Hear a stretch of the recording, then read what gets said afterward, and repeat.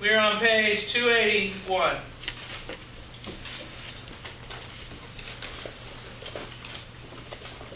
If you go into a tropical area, you see the mangroves growing in areas that around here would be marshes. A mangrove forest is also called a mangle. Mangroves or mangles. Found in tropical and subtropical coastal areas. So it has to be warm for these things to grow. So in those areas you don't have salt marshes, you have mangroves. There's a look at a mangrove forest. One of the coolest survivor mans I ever watched was he was trying to live in a mangrove forest. Did y'all ever see that one? Anyone here ever watch Survivor Man? It's a guy they drop in different places and he's just got a camera and he films himself trying to live. He had a lot of trouble in the mangrove forest. Anyway, it's pretty amazing that he hadn't got killed because, I mean, some of those places he goes, you get attacked by something or bit or something. But anyway, those are mangrove forests. Here shows where they exist. Everywhere where you see the green outline, those are mangrove forests. Or mangles. And where you see the purple line, those are salt marshes. So we have salt marshes here. If you go down a little further, you start seeing mangroves in Florida, southern Florida, and all around the Caribbean. The Galapagos had a bunch of them. I'll show you some pictures of when I was in the mangroves. So you can see it's tropical areas. It's near the equator. And then the red areas are mixed, so have some salt marsh and some mangrove, like the Gulf Coast here. The bayou, New Zealand.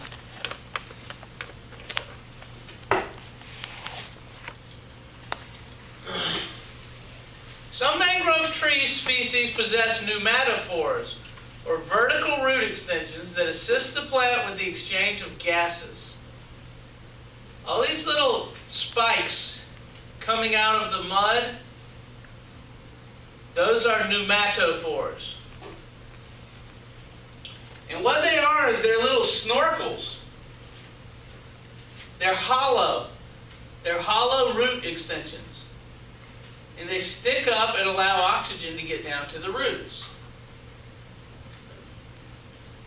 They have to have these because the mud is so thick that the oxygen can't get through it.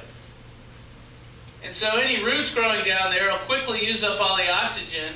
And then when you're oxygen starved, the cells can't survive. Just like your cells need oxygen, root cells need oxygen. So they have these little pneumatophores. Isn't that cool?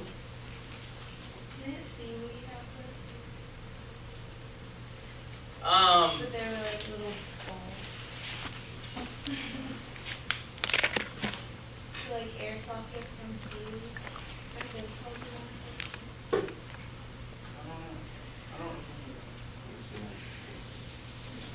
Oh, pneumatocysts. Okay. Yeah. The little floaters. Yeah, that's different. Yeah. That's for holding them up. Yeah. This is for taking in oxygen. The marsh plants, the Spartina has something like that. Those hollow tubes that stick up. So this is a common way that these plants can get oxygen through that mud.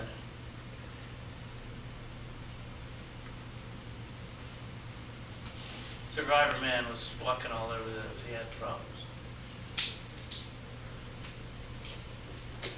This is looking above the water. When the tide comes in, the mangrove roots are covered up with water. And basically then the pneumatophores are all covered. The roots can't get any oxygen or can't get very much oxygen. So they just kind of just sit there and wait, hold their breath. You see there's a lot of stuff growing on the roots of these mangrove trees. Those look like oysters or some sort of mollusk growing on the roots, and a bunch of different types of algae, and they have a lot of growths. Just like a dock piling or something would have a lot of stuff growing on it. Same thing, same way. Hey, there's a little mud skipper. Mud skippers are fish that move around on their fins. You can kind of see how these things, the next evolutionary step would be amphibians that can walk. Have y'all ever seen mud skippers? I guess you found a bunch of those in the mangroves. The freshwater swamps are tiny compared with those of the salty swamps of the coast, where the mangroves live.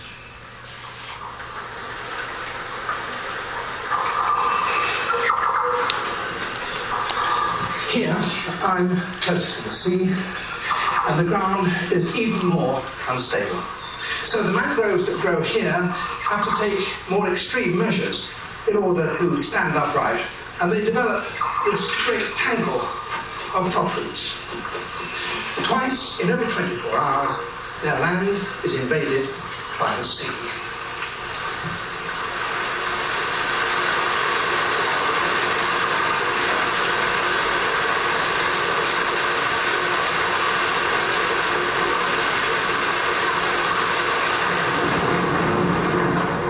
Estuary mud is particularly fine and sticky. Aerating it is virtually impossible.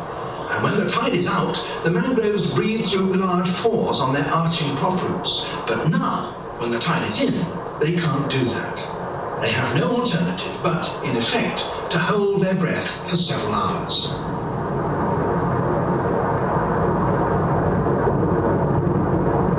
Eventually, the tide begins to turn, and as the water ebbs away, the mangroves slowly begin to breathe again. Submersion is longest at the very edge of the sea. It's the first part of the swamp to be covered and the last to be exposed. Here the mangroves sprout fields of snorkels, each carrying pores through which the roots can take in air.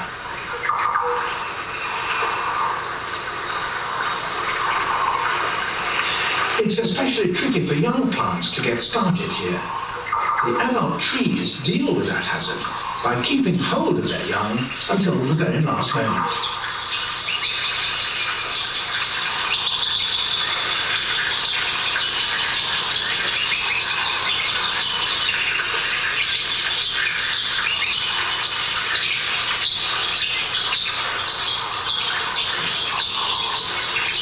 This long spike, green though it is in fact a root. The seed has germinated while it's still attached to the tree. And now the young plant is about to stake its claim for territory in a quite literal way. A shoot that falls when the tide is out has a chance of sticking in the mud.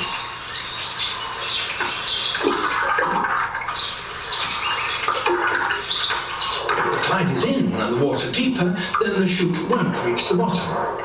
But all is by no means lost. On the contrary, the young plant floats away. Like this, it may be carried into a different estuary. There, when the tide goes out, it may, with luck, snag its tip in the mud. So it may end up far away from its parents and colonize newly formed mud flats on the very margins of the sea. Yay, mangroves.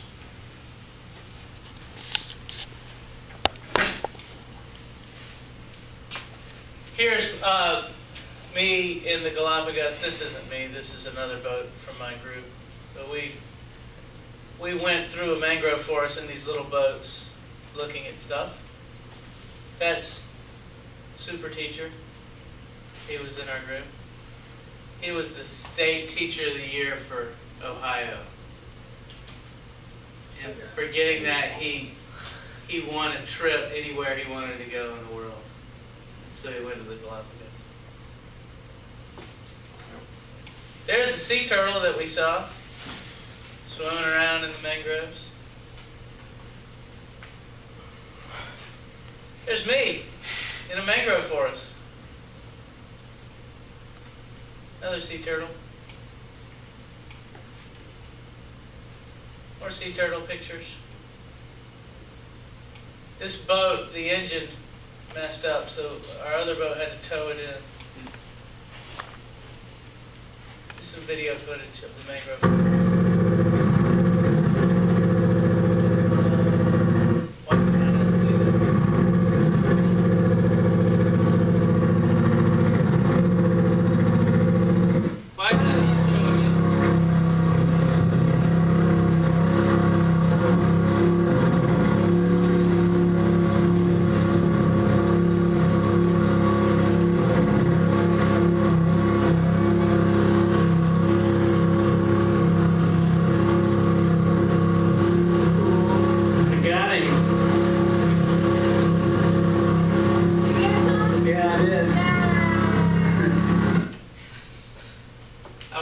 Birds diving in the mangrove forest. That was weird. I don't know why that. Victory 5! Why was it playing underneath? Do y'all know? Do y'all know anything about computers?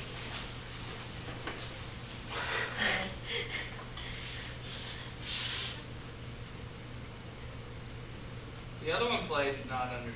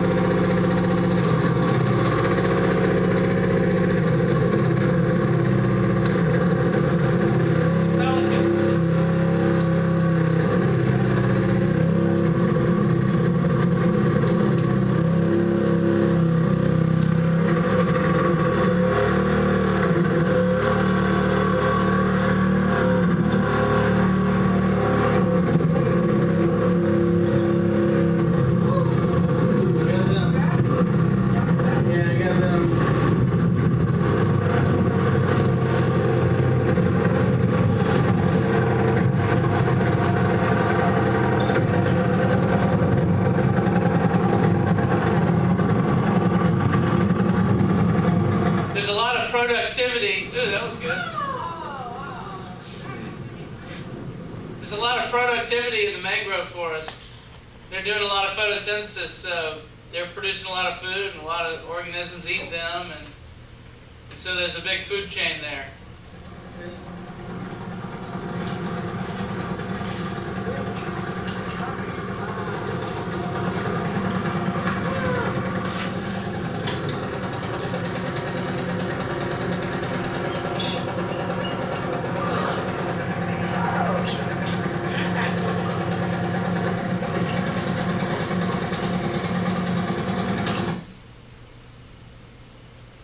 Sea turtle.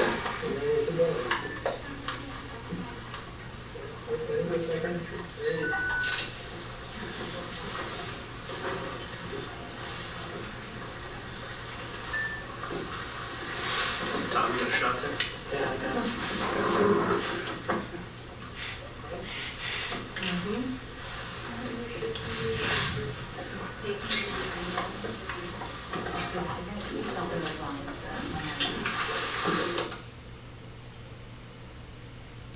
Another sea turtle video.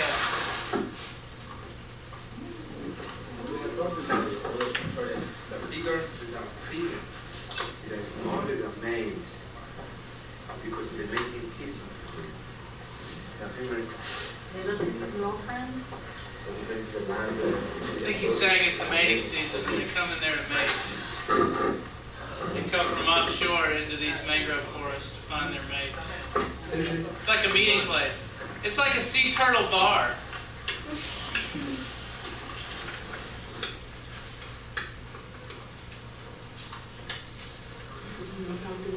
Sea turtles, being reptiles, have internal fertilization. They do it like people do.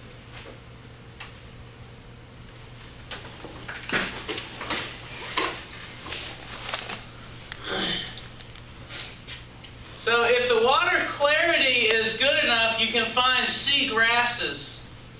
Those are like eelgrass and manatee grass. Grass is growing on the bottom, but only if the water is clear enough. And like I said yesterday, around here the water is not clear enough. So we don't get hardly any plants growing at the bottom of our marsh rivers. But in some places they do.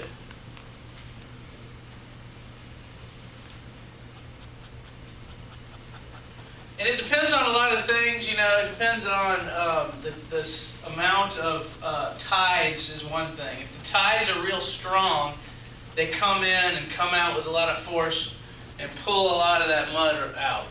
If the tides are weaker, they don't do it as much. So that's one thing. Also the type of mud, the type of plants, how many plants there are around. The steepness of the slope going into the ocean. If you have a real shallow slope, you have more marsh. But if you have a steep slope, you have less marsh. So it all depends on a lot of factors.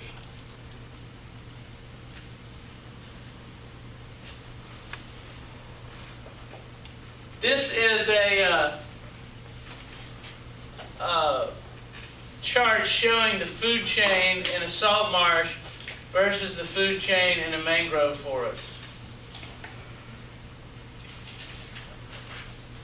And so the producers are what produce the food. Salt marsh plants versus mangroves. And then most of the herbivores in a salt marsh are insects, versus in a mangrove forest, they include filter feeders like oysters and barnacles and crabs, as well as insects.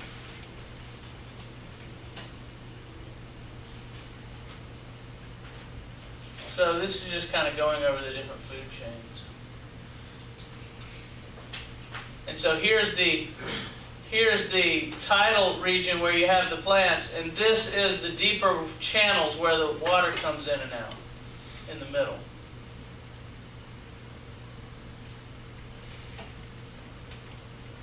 So the green arrow means herbivory, means herbivores. What is detritus? We had that word on this last quiz. Dead organic. Dead stuff. And so all of these organisms will die, and their bodies will decompose, and then stuff will eat the detritus. And that's what all these white arrows are. Stuff that eats detritus. So detritus is big. This is that sludge that's kind of on the bottom of the ocean, or if you walk around and you see this kind of dark, muddy stuff, a lot of that is probably detritus, dead plants and animals that their bodies are just kind of decomposing there.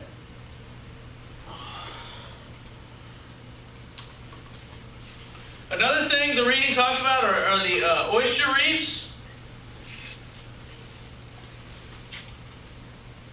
Oysters prefer a certain depth, and they will grow like crazy in areas that are that exact depth.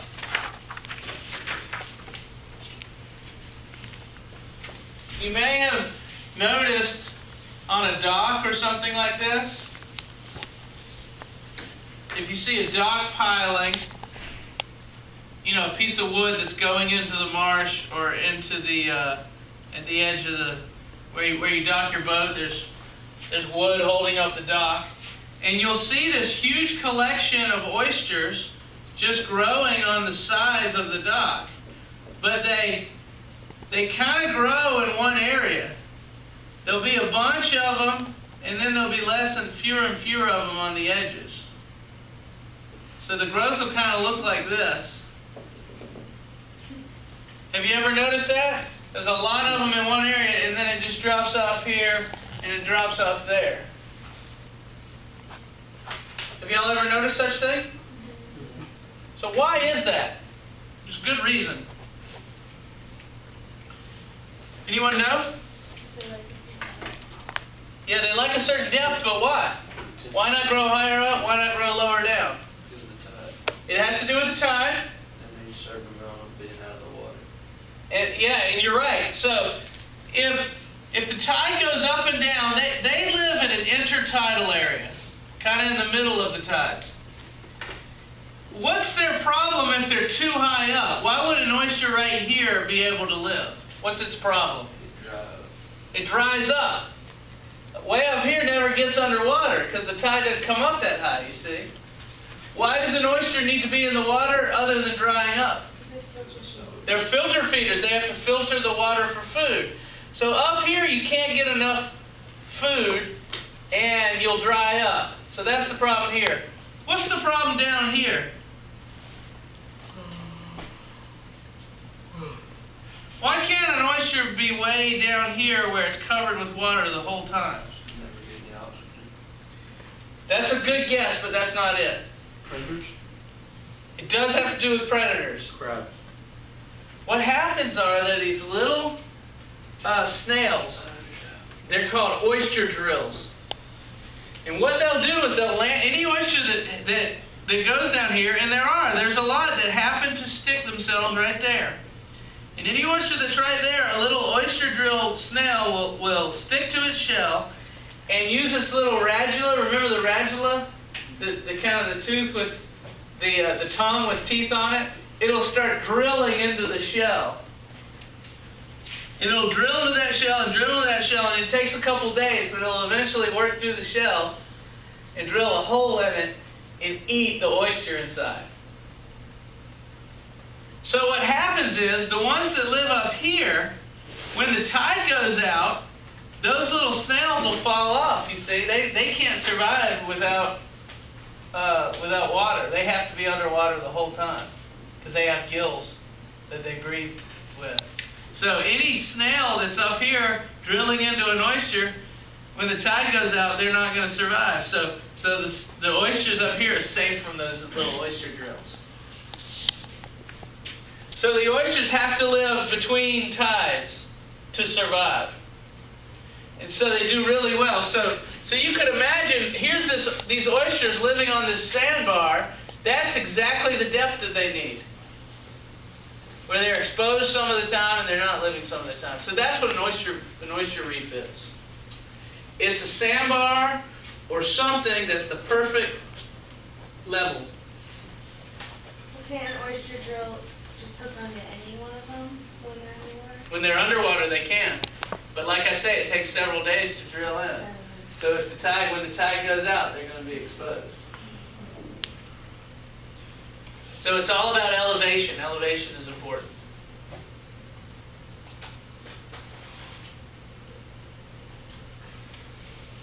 Estuaries are disappearing due to human influence. Oyster reefs are disappearing fastest. Have you ever noticed that oysters are expensive? You know, it's kind of, you go to a seafood restaurant, you order oysters, it kind of costs a lot. The oyster reefs are disappearing. Development is the main destructive influence. Filling in marshes, these things are losing their habitat. Other problems include dredging, damming, sea level rise is killing them. They can't move fast enough. Pollution. They're very pollution sensitive. Especially the oysters. They're a good indicator of the pollution level in the estuary. That's right. And why is that? Because they're filter feeders. That's right. Very good. The oysters filter feed, so all the water goes through the oyster's body. So any pollutants that are in the oyster's body, that are in the water, get in the oyster's body. So you can't eat oysters from polluted waters. And it ends up, when enough pollution gets in the oyster, it kills the oyster. So if you want to see if your water is polluted, just dig up an oyster that's in the area. Mangrove wood is good wood. So they're cutting down the mangrove forest for the wood. They cut them down, dry out the wood, and it burns really well. Now, how come you're frozen? looked at Medusa. Eutrophication, what does that mean? It's when there's little oxygen because You're sort of on the way. Do you want to remember eutrophication? If I remember correctly, the oxygen, dissolved oxygen levels go down. Yes, why? Because of fertilizers that come down through the river. That's right. And cause what? Algal. Too much algae growth. The eutrophication is overgrowth of algae. If you got too much algae in the water, that inhibits the growth of the oysters. Whatever happened to that lab we were supposed to do? I don't know, it kind of fell by the wayside, didn't it? I had a lot of good plans. The best laid plans of mice and men. You ever heard that? What? No? Yeah. I thought y'all were educated students. Here's a building in a marsh or mangrove forest. People building on areas, cutting down the mangroves and building places to live. Lots of pollution and stuff. You especially get this in a lot of these tropical regions are very poor and have population problems. So where are you going to live? Let's live in the mangrove forest. Let's cut down the mangrove forest, use that as fuel to run our fires and stuff. We'll live right here. And so the mangrove forests are disappearing somewhat quickly. More pollution. Don't want to watch that. So what I want to do is start a video that you're going to finish tomorrow, because I'm not going to finish it tomorrow. I'm going to be with the golf team. So I'm going to put some questions from this video on this last test. Okay? You can stop filming now.